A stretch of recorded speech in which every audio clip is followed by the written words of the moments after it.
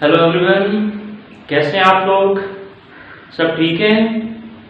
Okay, तो चलिए शुरू करते हैं आज का टॉपिक। आज की क्लास में हम लोग बहुत ही इंपॉर्टेंट टॉपिक पे बात कर रहे हैं, दैट इज रिफॉर्मिंग।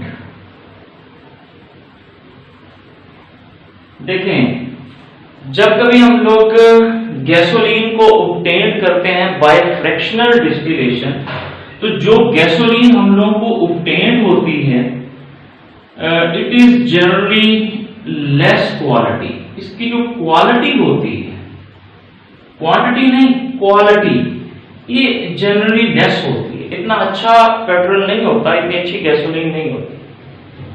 तो होता क्या है कि जब हम लोग इस लेस क्वालिटी वाले पेट्रोल को जब हम लोग मोटर बाइक्स में यूज करते हैं या गाड़ियों में यूज करते हैं, तो क्या होता है, तो सम टाइम ऐसा होता है कि जैसे हम लोग ये लेस क्वालिटी वाले पेट्रोल को गाड़ियों के इंजन में ऐड किया, तो जैसे ही गाड़ियां स्टार्ट होने लगती हैं, तो स्टार्ट होने से चंद सेकंड्स पहले एक ऐसा साउंड सुनाई देता है जैसे दो मेटल्स आपस में टकराने से साउंड प्रोड्यूस हो। तो दो मेटल के आपस में टकराने से जो साउंड सुनाई देता है, बिल्कुल इसी तरह का साउंड हम लोगों को इंजन से सुनाई देता है जब कभी हम लोग गाड़ी को स्टार्ट करना शुरू करते हैं। तो स्टार्ट होने से चंद सेकंड पहले ये साउंड हमें सुनाई देता है। इस साउंड को बोलते हैं हम लोग नॉकिंग। नॉकिंग। और अगर इसकी इंटेंसिटी हाई हो, यानी नॉकिंग बहुत ज्यादा हो रही हो, तो फिर हम लोग इसको बोलते हैं डेटोनेशन। तो नॉकिंग क्या हुआ? नॉकिंग को चले हम लोग सिंपली यहां पे डिफाइन कर लेते हैं कि नॉकिंग है दरअसल शार्प, बहुत ही वाज़ेह, तेज, मेटेलिक साउंड। यानी इस तरह का साउंड होता है जैसे मेटल का आपस में टकराने से साउंड सुनाई देता है। तो sharp metallic sound produced in an engine, गाड़ियों के इंजन में, बिफोर स्पार्किंग प्लग्स फायर। यानी इससे पहले कि प्लग जो है वो स्टार्ट होना शुरू हो जाए, स्पार्क करना शुरू हो जाए, उससे चंद सेकंड पहले, थोड़ा सा लम्हा पहले ये साउंड हम लोगों को सुनाई देता है, बिफोर स्पार्क या स्पार्किंग प्लग्स फायर।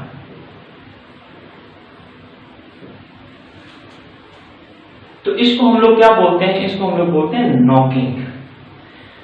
अब अगर हम लोग यही वाला पेट्रोल, यही वाली गैसोलीन गाड़ियों में यूज करते जाएं और नॉकिंग कंटिन्यूअसली होती जाए, तो क्या होगा? आखिरकार इंजन की एफिशिएंसी रिड्यूस हो जाएगी। यानी अगर हम लोग यही वाला पेट्रोल इस्तेमाल करें जो नॉकिंग प्रोड्यूस करता है, तो क्या होगा? कुछ अर्से के बाद इंजन की जो एफिशिएंसी है वो रिड्यूस हो जाएगी। जब एफिशिएंसी इंजन की रिड्यूस हो जाएगी, तो फिर इसका रिजल्ट क्या निकलेगा? इसका रिजल्ट निकलेगा कि इंजन जो है वो डैमेज हो जाएगा। इसको आप ऐसे समझें जैसे, चले मान लेते हैं कि ये गाड़ी का इंजन है और गाड़ी के इंजन के अंदर यहां पे, चले इस तरह से हम शो कर देते हैं, ये यहां पे प्लग लगा हुआ है और प्लग के साथ आगे जो है इस वाले हिस्से में यहां पे ये प्लग है और यहां पे गैसोलीन या फ्यूल हमने ऐड किया हुआ है, साथ में एयर का मिक्सचर होता है। यहां पे लगा होता है पिस्टन, ये वाला पिस्टन।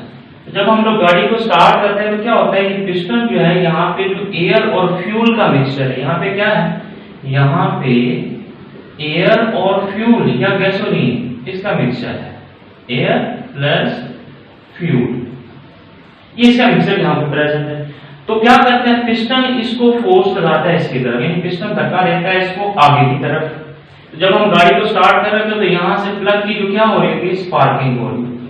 तो क्या होता है, अगर हम लोग ये वाला पेट्रोल लो क्वालिटी का यूज करेंगे, तो इस पेट्रोल के मॉलिक्यूल्स जो हैं या गैसेस जो हैं यहाँ पे, तो या गैसोलीन जो है, ये यहां से प्लग इसको, ये जो पिस्टन लगा हुआ है यहाँ पे, क्या है ये पिस्टन, ये इसको आगे की तरफ धकेलता है।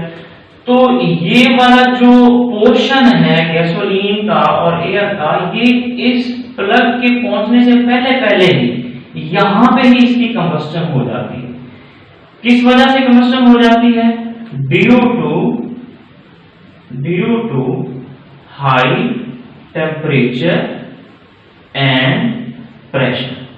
तो हाई टेम्परेचर और प्रेशर की वजह से इसकी इस स्पार्किंग प्लग के पहुंचने से पहले ही कंबस्टन हो जाती है, जलना शुरू हो जाता है। तो जैसे ही गैसोलीन की कंबस्टन होगी तो यहाँ पे क्या बनना शुरू हो जाएंगे? वेपर्स बनना शुरू हो जाएंगे। जैसे ही वेपर्स बनेंगे फिर वो वाले वेपर्स इस पिस्टन को अपोजिट डायरेक्शन में फोर्स लगाना शुरू कर देंगे। जब यहाँ पे वेपर्स बनेंगे कंबस्टन से, वो वेपर्स इस पिस्टन को इस तरफ धक्का लगाना शुरू कर देंगे क्योंकि पिस्टन मूवेबल है।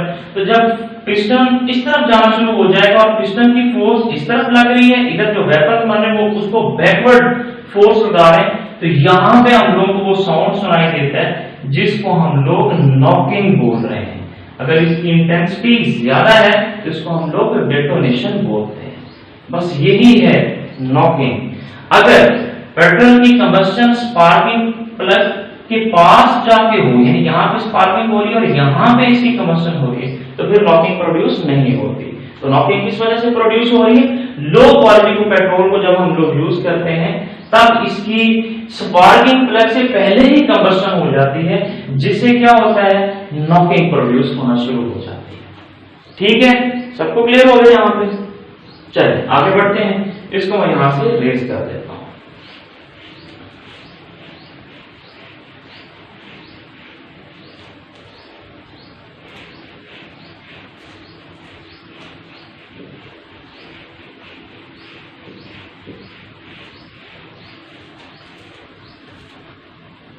तो याद रखें, पेट्रोल या गैसोलीन जितनी लो क्वालिटी की होगी, गैसोलीन की क्वालिटी जितनी लो होगी, उसका ऑक्टेन नंबर भी लो होगा।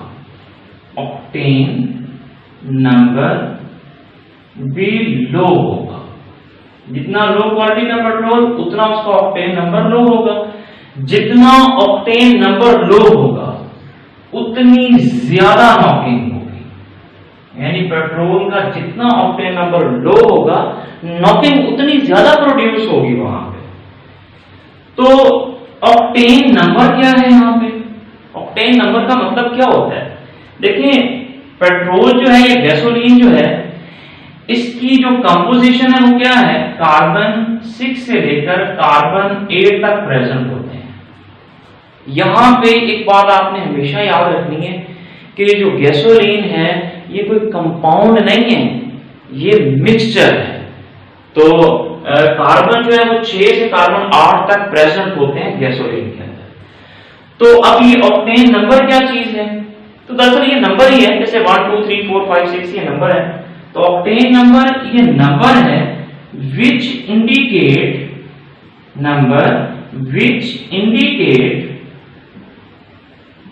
The quality of gasoline.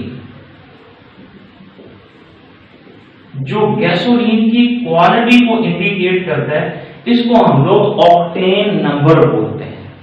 तो ऑक्टेन नंबर जितना ज्यादा होगा उतनी ही नॉकिंग कम होगी।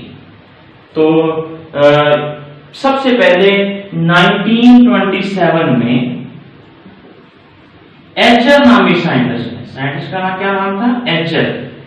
इसने इस बात को आइडेंटिफाई किया कि अगर आप लोग जो है वो एन-हेप्टेन 7 कार्बन वाली चेन को बोलते हैं। एन का मतलब है नॉर्मल हेप्टेन। चलिए इसका फॉर्मूला लिख देते हैं यहाँ पे। CH3, ये CH2, ये CH2, CH2, ये CH2, कितने हो गए? 1 2 3 4 5 6 और ये 7। ये मैंने क्या लिखा है? मैंने एन-हेप्टेन लिखा है। तो एचर ने सबसे पहले इस बात को आइडेंटिफाई किया कि अगर आप लोग गाड़ियों के इंजन के अंदर एन-हेप्टेन को यूज करेंगे तो नॉकिंग मैक्सिमम होगी, बहुत ज्यादा नॉकिंग होगी। तो एजर ने इसको ऑक्टेन नंबर क्या दिया 0, क्योंकि इससे नॉकिंग सबसे ज्यादा प्रोड्यूस होती है। फिर इसने एक और कंपाउंड यूज किया जिसका नाम था 2,2,4 ट्राई मिथाइल पेंटेन, इसको यूज किया। चलिए इसका भी फॉर्मूला लिख लेते हैं यहां पे 1 2 3 4 5। ये एक मिथाइल, ये एक मिथाइल और ये एक मिथाइल, यहां पे वैलेंसी पूरी कर देते हैं। यहां पे भी CH3 होगा, यहां पे कार्बन के 4 बॉन्ड पूरे हैं, यहां पे CH2 होगा, तो यहां पे एक H भी होगा। चलो यहां लिख देते हैं। तो ये है 2,2,4 ट्राईमिथाइल पेंटेन। इसको रॉन्गली आइसोऑक्टेन भी बोलते हैं। ये आइसोऑक्टेन होता नहीं है, लेकिन इसको बोलते आइसोऑक्टेन है। बिल्कुल ऐसे ही जैसे अंडर रूट बोल देते हैं हम लोग, हालांकि होता है क्या स्क्वायर रूट, लेकिन बोलते हैं क्या अंडर रूट, रॉन्गली इस तरह से मशहूर है। क्योंकि 2,2,4 ट्राईमिथाइल पेंटेन जो एक बड़ा सा नाम है, तो ये शॉर्टली सा नेम है आइसोऑक्टेन, इसलिए इसको जनरली आइसोऑक्टेन बोल देते हैं, लेकिन ये आइसोऑक्टेन बनता नहीं है। इसको एजर ने 100 ऑक्टेन नंबर दिया। ऑक्टेन नंबर इसका 100 क्यों? क्योंकि जब आप लोग ये वाली कंपोजिशन वाला पेट्रोल इस्तेमाल करेंगे जिसके अंदर आइसोऑक्टेन होगा, तो इससे नॉकिंग बहुत कम प्रोड्यूस होगी। तो इससे जब नॉकिंग बहुत कम प्रोड्यूस होगी तो इसका ऑक्टेन नंबर मैक्सिमम होगा। तो एजर ने इसको क्या नंबर दिया 100 का नंबर दिया। इसका ऑक्टेन नंबर 100 है, क्योंकि इससे नॉकिंग बिल्कुल भी नहीं होती। लेकिन मैं आप लोगों को थोड़ा बता देता हूं, यहाँ पे हमने यूज किया N को, N नॉर्मल को बोलते हैं, आइसो का मतलब होता है सेम। तो ये N क्या है और ये आइसो क्या है, थोड़ा इसका आपको आइडिया दे देता हूँ। N थी एक टर्म N का मतलब नॉर्मल है, आइसो और न्यू, ये 3 टर्म यूज की जाती थी। तो चले इसको मैं थोड़ा रेज कर देता हूं यहां से, ये रेज कर दिया यहां से इसको। अब N कभी भी किसी कंपाउंड के सामने या पहले एज अ प्रीफिक्स जो है वो हम लोग कब लिखते हैं, जब हमारे पास कंपाउंड जो हो वो बिल्कुल स्ट्रेट चेन की फॉर्म हो। जैसे चलिए सपोज कर लेते हैं मेरे पास है पेंटेन, एक कार्बन 2 3 4 और ये 5, तो CH3 CH2 ये CH2 ये CH2 और ये CH3। तो अब ये देखिए मेरे पास जो कंपाउंड है बिल्कुल स्ट्रेट चेन की फॉर्म में, कोई ब्रांच नहीं लगी हुई कहीं भी। तो ऐसे कंपाउंड से पहले हम लोग क्या लिखते हैं N, नॉर्मल मतलब स्ट्रेट चेन की फॉर्म है, तो इसका नाम होगा N पेंटेन। इसको पेंटेन ही बोलेंगे N पेंटेन। N पेंटेन भी बोल रहे हैं कि ये वो पेंटेन है, 5 कार्बन की चेन है जो बिल्कुल स्ट्रेट चेन की फॉर्म में है, इसलिए टर्म यूज करते हैं N। इसी तरीके से टर्म जो है आइसो, ये कब हम लोग यूज करते हैं, आइसो हम लोग तब यूज करते हैं जब भी कभी आप लोग कोई कंपाउंड देखें और कंपाउंड का जो सेकंड लास्ट कार्बन है उस पे आपको एक मिथाइल ग्रुप लगा हुआ नजर आए। फॉर एग्जांपल कैसे, जैसे यहां पे मैं लिख देता हूं कार्बन 2 ये 3 4 और ये 5, CH3 CH2 CH2 ये CH3 और यहाँ पे ये रहा CH3, इसका एक पार्ट कम है तो यहाँ पे चलो H लिख देते हैं। तो अब आप लोग यहाँ पे देखें, तो मैंने यहाँ पे जो कंपाउंड लिखा है इस कंपाउंड में आप लोगों को ये चेन नजर आ रही है। तो अगर आप लोग मान लें कि ये वाला लास्ट वाला एंड है, ऐसे मान लेते हैं कि ये लास्ट वाला एंड 1 2 3 4 5 कार्बन है, तो ये है सेकंड लास्ट, यानी लास्ट ही के बाद सेकंड लास्ट में हम लोग क्या नजर आ रहा है, एक मिथाइल ग्रुप नजर आ रहा है। तो ऐसे कंपाउंड को जनरली जब इसका नाम लिखते हैं तो उस नाम से पहले क्या लिखते हैं आइसो बोल देते हैं। क्यों बोल देते हैं, क्योंकि इस कार्बन के साथ यहाँ पे जो ग्रुप लगे हुए हैं ये सेम है, इधर भी मिथाइल ग्रुप है इधर भी मिथाइल ग्रुप है, तो सेम होने की वजह से इसको बोल देते हैं आइसो। तो अब इसका नाम क्या होगा, 1 2 3 4 5 6 कार्बन है यहाँ पे, तो इसका नाम होगा आइसोहेक्सेन। भी है 6 कार्बन वाली चेन लेकिन आइसो में है, यानी आइसो का मतलब सेकंड लास्ट कार्बन पे मिथाइल ग्रुप का होना, इसको आइसो बोलते हैं। इस तरह से तीसरी जो टर्म है जिसको हम बोल रहे हैं नियो, नियो कब यूज करते हैं, जब कभी आपको कार्बन की चेन नजर आए और सेकंड लास्ट कार्बन पे आप लोगों को दो मिथाइल ग्रुप नजर आए, जैसे एक कार्बन, दो कार्बन, तीन कार्बन, चार कार्बन, चले काफी हैं, CH3, ये CH2 और यहाँ पे आपको CH3 नजर आए, यहाँ पे आपको CH3 नजर आए और इधर भी। तो अब आप देखें, मान लेते हैं कि इस चेन का लास्ट वाला जो कार्बन है वो ये है, तो सेकंड लास्ट कौन सा है, ये वाला। तो सेकंड लास्ट में हम लोग को कितने ग्रुप नजर आ रहे हैं, दो ग्रुप नजर आ रहे हैं, दो मिथाइल ग्रुप लगे हुए। तो इसको बोलते हैं, इसका नाम जब लिखना है उससे पहले क्या लिखना है, नियो। अब ये कितने कार्बन है, 1 2 3 4 5 6 कार्बन है, तो इसको बोलेंगे नियो हेक्सेन, नियो हेक्सेन। तो अब अभी हमने यहाँ पे जो कंपाउंड लिखा जिसको रॉन्गली हम लोग आइसोप्टेन बोल रहे थे, वो क्या था, वो था 2,2,4 ट्राइमिथाइल पेंटेन, यानी एक कार्बन, दो कार्बन, तीन कार्बन, चार कार्बन, पांच कार्बन। यहाँ पे मिथाइल ग्रुप था, यहाँ पे मिथाइल ग्रुप था जिसका ऑक्टेन नंबर 100 है, एजर ने इसको दिया। यहाँ पे CH3 है, यहाँ पे CH2 है, यहाँ पे H है, यहाँ पे CH3 है और यहाँ पे भी CH3 है। तो अब यहाँ पे देखें आप लोग, अगर मैं इसको चेन मान लेता हूँ, ये स्प्लिट चेन है ये वाली, तो अगर ये वाला लास्ट कार्बन है तो सेकंड लास्ट कौन सा होगा, ये वाला। तो इस पे देखें कितने ग्रुप लगे हुए हैं, दो मिथाइल ग्रुप। तो अगर मैं इस हिसाब से देखूं तो ये क्या बन रहा है, नियो बन रहा है। मैं क्या लिखूंगा यहाँ पे, नियो, और इसमें जितने भी कार्बन है उसी हिसाब से नाम लिख देंगे इसका, तो इसको क्या बोलेंगे, नियो बोलेंगे। और इसी तरीके से अगर मैं इसको लास्ट वाला कार्बन मान लूं, तो अगर ये लास्ट वाला कार्बन है तो सेकंड लास्ट कौन सा है, ये वाला। इस पे कितने ग्रुप नजर आ रहे हैं, एक मिथाइल ग्रुप नजर आ रहा है, तो इस हिसाब से इसका नाम क्या बन रहा है, आइसो। तो इससे पहले हम लोग क्या लिखेंगे, आइसो लिखेंगे। तो इसका मतलब इस कंपाउंड में दोनों ही पॉसिबिलिटी बन रही है, नियो की भी बन रही है और आइसो की भी बन रही है। तो आप इसमें से एक पॉसिबिलिटी को चूज किया गया, आप इसका कोई नेम नहीं लिख सकते, हम लोग भी इसका नियो ऑक्टेन है या आइसो ऑक्टेन है, नहीं, हम लोग इसका नाम नहीं रख सकते। क्यों नहीं रख सकते, क्योंकि दोनों ही पॉसिबिलिटी यहाँ पे बन रही है, आइसो भी बन रहा है और नियो भी बन रहा है। तो हम लोग प्रेफर नहीं कर सकते किसी को भी, इसको नियो प्रेफर कर लो या इसको आइसो प्रेफर कर लो। अगर इस तरह से होता तो आइसो बोल देते, अगर सेपरेट चेन में होता तो नॉर्मल बोल देते। अगर ये वाला ग्रुप यहाँ पे नाम होता तो हम लोग सिंपली बोल देते कि ये नियो है। तो हम लोग फिर क्या करते हैं, इसको रॉन्गली, बनता नहीं है, ना आइसो बनता है ना नियो बनता है, कोई भी नाम नहीं दे सकते इसको। तो इसको रॉन्गली फिर सिंप्लीफिकेशन के लिए, for the sake of convenience, हम लोग इसको आइसो ऑक्टेन बोल देते हैं। तो जनरली हम लोग क्या बोलेंगे, आइसो ऑक्टेन का जो ऑक्टेन नंबर एचएल ने दिया वो कितना था, वो 100 था। क्योंकि जब इस कंपाउंड को हम लोग इंजन में यूज करते हैं तो नॉकिंग बहुत ही कम होती है, तो ये वाला जो पेट्रोल होगा, गैसोलीन होगा जिसमें ये वाला कंपाउंड प्रेजेंट होगा, उसका ऑक्टेन नंबर हाई होगा। तो यहां तक सबको क्लियर हो गया, इसको रेज कर दूं, चलिए इसको रेज कर लेते हैं यहां से।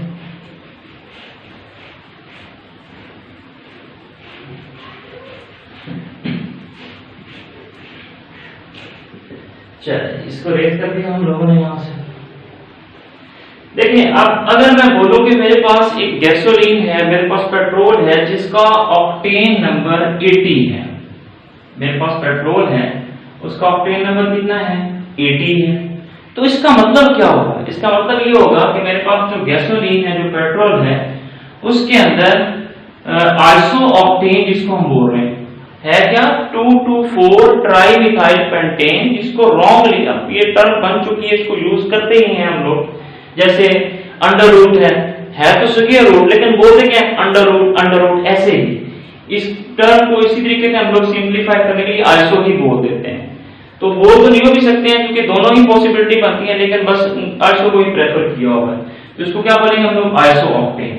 तो आइसो ऑक्टेन, अगर किसी गैसोलीन या पेट्रोल का ऑक्टेन नंबर 80 है तो इसका मतलब क्या है कि इस पेट्रोल के जो हमारे पास मिक्सचर पड़ा हुआ है, इसमें जो आइसो ऑक्टेन है, आइसो ऑक्टेन चलो मान लेते हैं आइसो ऑक्टेन है, इसकी जो परसेंटेज है वो 80% है, और इसमें जो बाकी 20% है वो क्या है, वो एन हेप्टेन है। जब भी कभी कहा जाए कि हमारे पास एक पेट्रोल है उसका ऑक्टेन नंबर 80 है, तो बोलो या बताओ कि उसमें आइसोऑक्टेन कितने परसेंट है, तो याद रखिए 80% है। पूछे n हेप्टेन कितने परसेंट है, तो वो बाकी जो 20% है वो n हेप्टेन है। क्यों? क्योंकि देखिए आप लोग, आइसोऑक्टेन जो है ये 80% है बाय वॉल्यूम और n हेप्टेन है 20% बाय वॉल्यूम। क्यों? क्योंकि आइसोऑक्टेन का ऑक्टेन नंबर होता है 100 और n हेप्टेन का ऑक्टेन नंबर होता है 0। तो अब इसका ऑक्टेन नंबर कितना होगा? 0 हुआ। अब आइसोऑक्टेन जो है ये कितने परसेंट है? 80%। तो अगर 100% होगी तो 100 नंबर होगा, अगर 80% है तो क्या नंबर होगा? 80 होगा। तो 20% n हेप्टेन है, तो इसका मतलब n हेप्टेन का तो ऑक्टेन नंबर 0 होता है, वो 1% हो, 2% हो, 50% हो, जितना मर्जी हो। तो इसका मतलब क्या होगा कि 80 जो है और प्लस n हेप्टेन 20 है, 30 है, 40 है, 50 जितने परसेंट है, इससे कोई मसला नहीं, क्योंकि इसका ऑक्टेन नंबर तो 0 है। तो क्या लिखेंगे? 80 प्लस 0, यानी जो पेट्रोल है उसमें 80% आइसोऑक्टेन है, तो आइसोऑक्टेन का ऑक्टेन नंबर 80 हो गया। वैसे 100 होता है अगर प्योर है, 100% है, लेकिन इस मिक्सचर में कितने परसेंट है? 80%, तो 80 बोल दिया। और n हेप्टेन जितने मर्जी परसेंटेज में है उसका ऑक्टेन नंबर कितना है? 0 है। तो टोटल इस पेट्रोल का ऑक्टेन नंबर कितना बन जाएगा? 80 बन जाएगा। तो इसका मतलब ये हुआ कि गैसोलीन के अंदर जितनी ज्यादा परसेंटेज आइसोऑक्टेन की होगी उतना ज्यादा हाई ऑक्टेन नंबर होगा गैसोलीन का, पेट्रोल का। तो फिर हम लोग इसको ऐसे भी लिख सकते हैं कि कोई पूछे ऑक्टेन नंबर क्या है, तो आप बोल सकते हैं it is the percentage of isooctane in the mixture of isooctane and n-heptane। तो n-heptane और आइसोऑक्टेन के मिक्सचर में आइसोऑक्टेन कितने परसेंट है, बस यही ऑक्टेन नंबर होता है। जैसे इस गैसोलीन में 80% आइसोऑक्टेन था तो ऑक्टेन नंबर 80 हुआ। अगर इस गैसोलीन में 50% आइसोऑक्टेन होगा तो 50% क्या होगा? n हेप्टेन होगा। तो उस गैसोलीन का ऑक्टेन नंबर क्या होगा? 50 होगा। तो आइसोऑक्टेन और n हेप्टेन के मिक्सचर में आइसोऑक्टेन कितने परसेंट है, इसको हम लोग बोलते हैं ऑक्टेन नंबर। ठीक है, इस तरह से भी इसको डिफाइन कर सकते हैं आप लोग। चलिए एक और तरीके से भी आप डिफाइन कर सकते हैं कि ऑक्टेन नंबर किसको बोलते हैं। तो याद रखिएगा, ऑक्टेन नंबर जो है it is the measure of tendency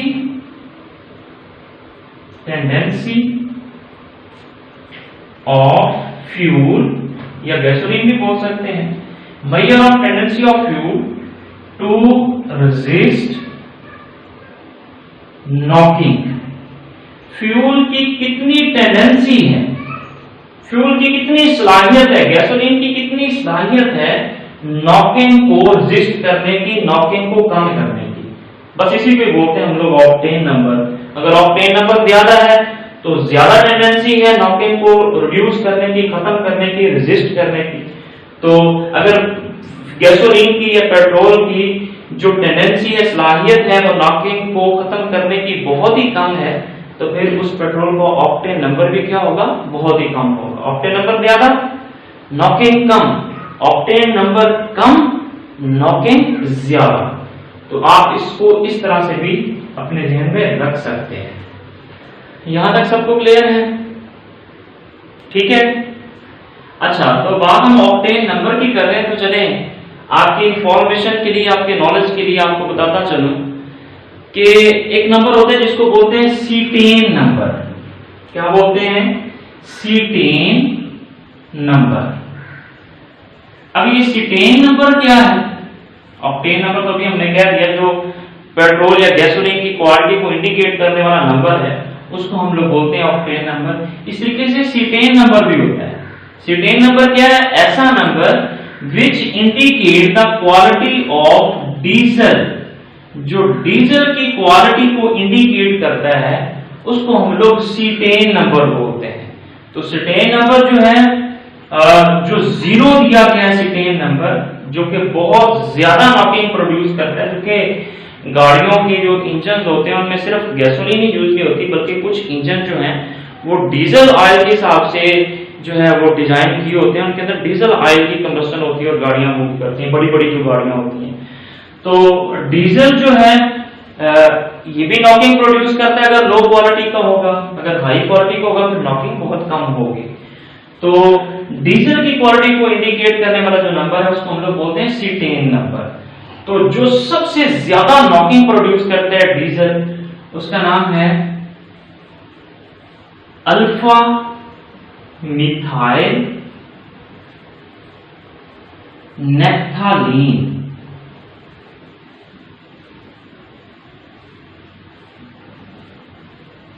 नेफ्थालीन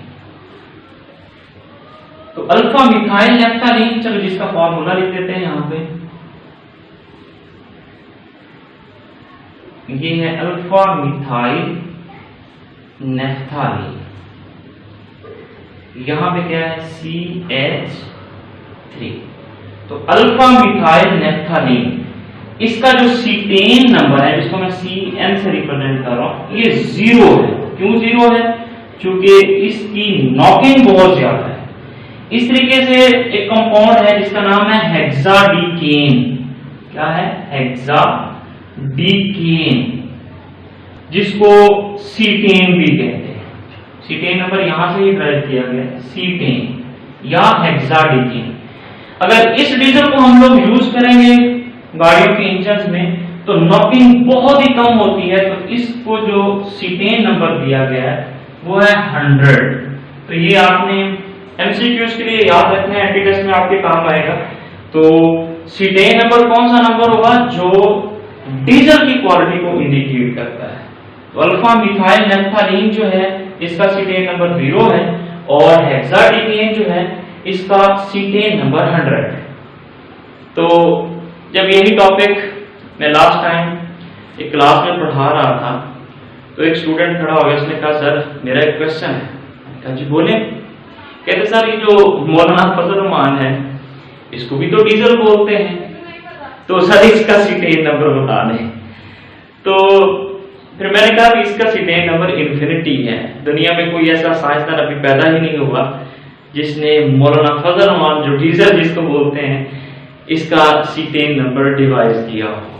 ठीक है, तो ये हो गया सीटेन नंबर। इसको मैं रेट करता हूं यहां से।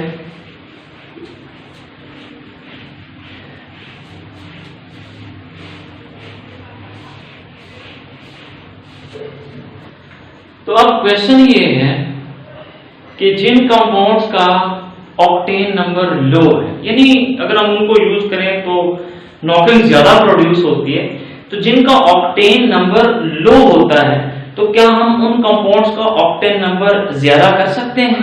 तो आंसर है बिल्कुल कर सकते हैं। जिन कंपाउंड का ऑक्टेन नंबर लो है उनका ऑक्टेन नंबर हाई किया जा सकता है।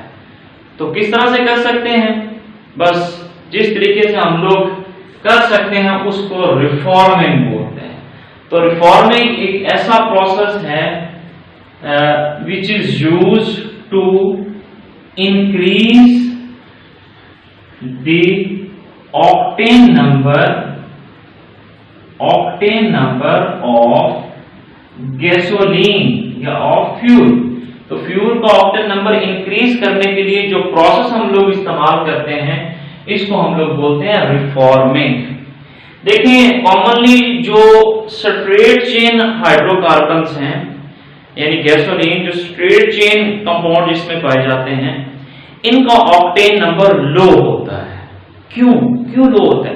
क्योंकि स्ट्रेट चेन हाइड्रोकार्बन्स के मेल्टिंग और बॉइलिंग पॉइंट्स जो होते हैं वो करस्पॉन्डिंग ब्रांच चेन हाइड्रोकार्बन से ज्यादा होते हैं।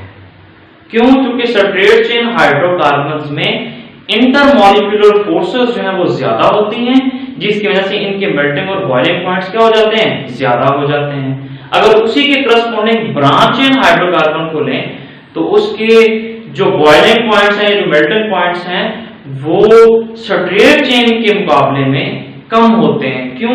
क्योंकि सरफेस एरिया कम हो जाता है, इंटरमॉलिक्यूलर फोर्सेस कम हो जाते हैं। कैसे? थोड़ा आपको एग्जांपल से बता देते हैं।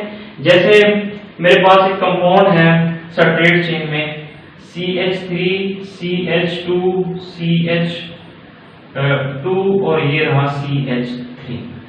अब देखिए ये मैंने लिखा है यहाँ पे N-ब्यूटेन सल्फेट चेन में है। अब ये एक मॉलिक्यूल है, इसका दूसरा मॉलिक्यूल चले यहाँ पे लिख देते हैं CH3 CH2 ये CH2 और ये CH3।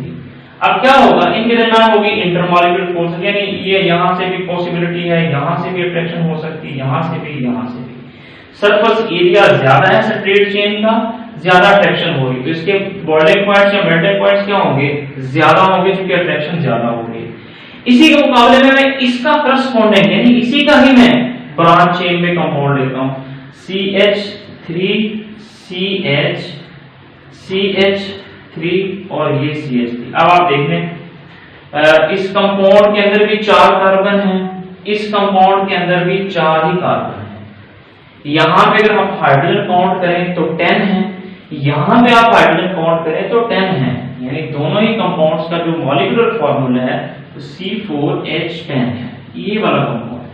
अगर इसको सल्फेट चेन में यूज करेंगे तो क्या होगा, मेल्टिंग और बॉइलिंग पॉइंट्स जो इनके होंगे वो हाई होंगे। क्यों? क्योंकि सल्फेट चेन में इनका सरफेस एरिया ज्यादा होता है, ज्यादा पॉसिबिलिटी होती है अट्रैक्शन की मॉलिक्यूल्स के दरमियान, जिससे इनके मेल्टिंग और बॉइलिंग पॉइंट्स ज्यादा हो जाते हैं। अगर इसी कंपाउंड को ब्रांच चेन में यूज करें तो ये कंपाउंड, तो इसका ये दूसरा कंपाउंड लिख देते हैं यहाँ पे CH3 CH और ये CH3 और यहाँ पे CH3। मैंने ये कंपाउंड लिखा तो इसी का ही करस्पॉन्डिंग यहाँ पे लिख दिया। अब क्या होगा, अब यहाँ से पॉसिबिलिटी होगी अट्रैक्शन की, अट्रैक्शन कम होगी, थोड़ा फासला ज्यादा हो जाएगा स्टीरिक हिंड्रेंस की वजह से। यहाँ से अट्रैक्शन होगी और यहाँ से अट्रैक्शन होगी। तो अब आप देख लें कि इस कंपाउंड में अट्रैक्शन की पॉसिबिलिटी ज्यादा है वही 4 कार्बन है। इस कंपाउंड में अट्रैक्शन की पॉसिबिलिटी कम है। जब अट्रैक्शन की पॉसिबिलिटी कम है तो ब्रांच चेन के अंदर, यानी ऐसी चेन जिसमें ब्रांच हो, ब्रांच चेन हाइड्रोकार्बन्स हो, तो अट्रैक्शन की पॉसिबिलिटी कम हो जाती है, इंटरमॉलिक्यूलर फोर्सेस कम है। तो पूछे क्यों? क्योंकि यहाँ पे सरफेस एरिया कम हो जाता है, तो फिर इसके मेल्टिंग और बॉइलिंग पॉइंट्स उसके मुकाबले में क्या हो जाएंगे, लो हो जाएंगे, लो मेल्टिंग पॉइंट्स या बॉइलिंग पॉइंट्स। तो जब मेल्टिंग और बॉइलिंग पॉइंट लो हो जाएंगे तो फिर ये वाला compound corresponding to straight chain it is more volatile. तो याद रखें कि कंपाउंड जितना ज्यादा ब्रांच चेन में होगा, ब्रांच फॉर्म में होगा, उतना ज्यादा वोलाटाइल होगा। जितना ज्यादा वोलाटाइल होगा उतनी ही अच्छी जो है उसकी एफिशिएंसी होगी टू रिड्यूस नॉकिंग, यानी उसका ऑक्टेन नंबर भी ज्यादा होगा।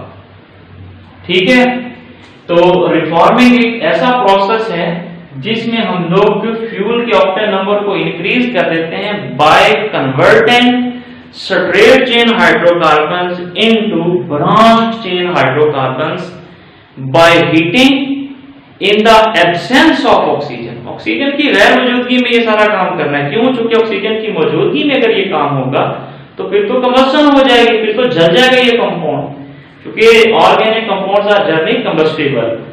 तो in the absence of oxygen and in the presence of suitable catalyst, तो हम लोग स्ट्रेट चेन हाइड्रोकार्बन्स को ब्रांच चेन हाइड्रोकार्बन्स में कन्वर्ट कर देते हैं हीट करके, ऑक्सीजन की गैर मौजूदगी में, एब्सेंस में, इन the presence of suitable catalyst. इस प्रोसेस को हम लोग बोलते हैं रिफॉर्मिंग। कैसे? चलिए एग्जांपल लिख लेते हैं यहाँ पे। जैसे मेरे पास कंपाउंड है N-ऑक्टेन। N-ऑक्टेन क्या है? यानी नॉर्मल, N का मतलब आपको समझ में आ जाना चाहिए आप लोगों को। N का मतलब क्या है? नॉर्मल सीधी चेन है, बिल्कुल स्ट्रेट चेन। ऑक्टेन मेरे पास क्या है? N-ऑक्टेन। इसको हम कैसे लिखेंगे? CH3 CH2 CH2 CH2 CH2 ये CH2 कितने हो गए? 1 2 3 4 5 6, ये CH2 और ये CH3। तो इस तरह से हमारे पास कितने हो गए? 1 2 3 4 5 6 7 8। तो ये N-ऑक्टेन हो गया। तो इसको हम लोग ऐसे भी तो लिख सकते हैं CH3, ये वाला CH3, उसके बाद देखिए 1 2 3 4 5 6 CH2 है। तो आप ऐसे करके लिख लें CH2 कितने हैं 6 यानी 6 हैं। उसके बाद फिर लास्ट में क्या है CH3। तो इस कंपाउंड को हम लोग सिंपली कंडेंस फॉर्म में भी लिख सकते हैं ऐसे करके। तो ये क्या है N ऑक्टेन, स्ट्रेट चेन में ऑक्टेन। तो इसको जब हम लोग हीट करें इन द एब्सेंस ऑफ ऑक्सीजन, ये कंडीशन है याद रखिएगा, एब्सेंस ऑफ ऑक्सीजन, क्योंकि अगर ऑक्सीजन प्रेजेंट होगी तो इसकी कंबस्टन हो जाएगी। तो in the absence of oxygen and in the presence of suitable catalyst क्या होगा, ये straight chain hydrocarbon branch chain में कन्वर्ट हो जाएगा। तो ये ऑक्टेन है तो ये ब्रांच चेन आइसोऑक्टेन में कन्वर्ट हो जाएगा, जिसका ऑक्टेन नंबर मैक्सिमम है 100 है। ये कन्वर्ट हो जाएगा CH3 C, ये CH3, ये CH3, यहाँ पे CH2, ये CH, ये CH3 और ये CH3। तो ये वाला कंपाउंड का नाम क्या है 2,2,4 ट्राई मिथाइल। ट्राई मिथाइल क्यों बोल रहे हैं, एक मिथाइल, दो मिथाइल और ये 3 मिथाइल। तो 2,2,4 ट्राई मिथाइल पेंटेन, ये इसका IUPAC नेम है, इसका कॉमन नेम नहीं है, IUPAC नेम है। ये कैसे लिखते हैं, इसके रूल्स वगैरह हम लोग अपनी आने वाली क्लासेस में डिस्कस करेंगे। तो इसको रॉन्गली क्या कहा जाता है आइसोऑक्टेन। हालांकि ये बनता लियो भी है लेकिन फिर भी हम लोग क्या बोल रहे हैं आइसोऑक्टेन। तो स्ट्रेट चेन हाइड्रोकार्बन्स को हीट करके कैटालिस्ट की प्रेजेंस में एब्सेंस ऑफ ऑक्सीजन में ब्रांच चेन हाइड्रोकार्बन में कन्वर्ट करने वाले प्रोसेस को क्या बोलते हैं, रिफॉर्मिंग बोलते हैं। तो हम लोग रिफॉर्मिंग करके ऑक्टेन नंबर गैसोलीन का इंप्रूव कर सकते हैं। ये एक मेथड हो गया। दूसरा मेथड क्या है, अगर हम लोग गैसोलीन के अंदर, गैसोलीन जो है इसके अंदर हम लोग ऐड कर दें टेट्रा मिथाइल लेड को या tetra ethyl lead. Tetra methyl lead का चलिए फॉर्मूला लिखते हैं यहाँ पे CH3, यहाँ पे ये टेट्रा मिथाइल लेड, लेड को TB से रिप्रेजेंट करते हैं। तो ये कंपाउंड है इसका नाम है टेट्रा मिथाइल लेड।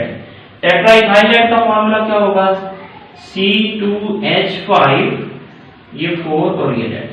तो इस कंपाउंड का नाम है टेट्रा इथाइल लेड।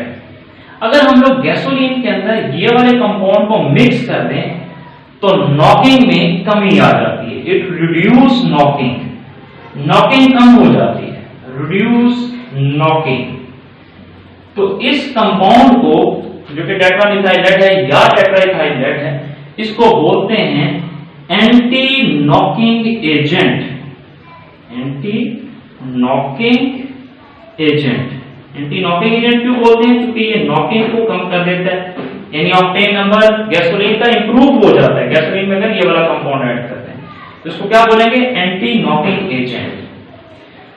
तो अगर हम लोग गैसोलीन के अंदर ये टेट्रा मिथाइल लेड या टेट्रा इथाइल लेड ऐड कर दें तो इसका एक सीरियस डिसएडवांटेज भी है, इसको यहां पे लिख लेते हैं।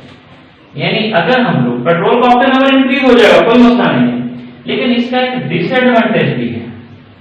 डिसएडवांटेज क्या है इसका, डिसएडवांटेज ये है कि जब ये वाली गैसोलीन की कंबस्टन होगी गाड़ियों के इंजन में, जिसमें ये टेट्रा मिथाइल लेड या टेट्रा इथाइल लेड ऐड किया हुआ है, तो कंबस्टन से क्या होगा, कंबस्टन जब होगी तो कंपाउंड बनेंगे लेड ऑक्साइड, लेड कार्बोनेट, इस जैसे कंपाउंड जो है वो बनेंगे इंजन के अंदर। तो ये वाले कंपाउंड जो है ये रिड्यूस होके लेड के अंदर कन्वर्ट हो जाएंगे। और लेड जो एक हैवी मेटल है, जब स्मोक के साथ यानी गाड़ियां चलेंगी तो इंजन के अंदर कंबस्टन होगी तो ये वाला कंपाउंड कंबस्टनाइज होके लेड ऑक्साइड और लेड कार्बोनेट में कन्वर्ट हो जाएगा। फिर ये लेड ऑक्साइड है, लेड कार्बोनेट में ये रिड्यूस होकर लेड में कन्वर्ट हो जाएंगे। ये लेड के पार्टिकल्स स्मोक के अंदर प्रेजेंट होंगे, जो गाड़ियों के सिलेंसर से धुआं निकलेगा, स्मोक निकलेगा, उसके अंदर ये प्रेजेंट होंगे। तो ये किसमें शामिल हो जाएंगे, एयर में शामिल हो जाएंगे और क्या करेंगे, एयर पोल्यूशन कॉज करेंगे। तो ये इसका एक सीरियस डिसएडवांटेज है कि अगर हम लोग ये वाला तरीका यूज करेंगे गैसोलीन का ऑक्टेन नंबर इंप्रूव करने के लिए, नॉकिंग को कम करने के लिए, तो फिर पोल्यूशन कॉज होगी। तो ये एक अच्छा तरीका जनरली नहीं है। अच्छा, एक और तरीका भी है कि अगर आप लोग गैसोलीन के अंदर मिक्स कर दें by mixing cyclic compound in gasoline, अगर आप लोग गैसोलीन में साइक्लिक कंपाउंड को मिक्स कर देंगे by mixing cyclic compounds in gasoline, तो गैसोलीन में अगर आप लोग साइक्लिक कंपाउंड्स को मिक्स कर देंगे तब भी ऑक्टेन नंबर इंक्रीज हो जाएगा, नॉकिंग कम हो जाएगी। जैसे फॉर एग्जांपल अगर आप लोग टॉल्वीन, जिसको मिथाइल बेंजीन भी कहते हैं, मिथाइल बेंजीन या इसको टॉल्वीन बोलते हैं, टॉल्वीन या बोलेंगे मिथाइल बेंजीन, इसको अगर आप लोग गैसोलीन के अंदर ऐड कर दें तो नॉकिंग में काफी हद तक कमी हो जाती है। तो इस रीजेंट को बोलते हैं बूस्टर। क्या बोलते हैं? बूस्टर। क्योंकि ये बूस्ट अप कर देता है, एफिशिएंसी बढ़ा देता है, ऑक्टेन नंबर को इंक्रीज कर देता है। सबको पता चल गया? क्लियर है यहां तक? चलें जी, तो ये था हमारा आज का टॉपिक। तो आज के टॉपिक में हम लोगों ने क्या बात की? आज के टॉपिक में हम लोगों ने कुछ टर्म्स को इंट्रोड्यूस किया और उनको एक्सप्लेन किया कि ऑक्टेन नंबर क्या होता है। अगर हम लोग लो ऑक्टेन नंबर वाला गैसोलीन या पेट्रोल को यूज करेंगे तो नॉकिंग होगी, ज्यादा इंटेंसिटी अगर नॉकिंग की तो इसको डेटोनेशन बोलते हैं। तो नॉकिंग से क्या होगा? इंजन की एफिशिएंसी रिड्यूस हो जाएगी। तो हम लोग फिर इस नॉकिंग को खत्म करने के लिए क्या करते हैं? हम लोग हाई ऑक्टेन नंबर वाली गैसोलीन को यूज करते हैं। तो हाई ऑक्टेन नंबर वाली गैसोलीन जो है, अगर हमारे पास लो ऑक्टेन नंबर वाला पेट्रोल है या गैसोलीन है तो उसको हम हाई ऑक्टेन नंबर वाले पेट्रोल या गैसोलीन को कैसे कन्वर्ट कर सकते हैं। तो ये बातें थी जो हमारे आज के टॉपिक में शामिल थी। आई होप सो कि आप लोगों को यहां तक क्लियर हो गया हो।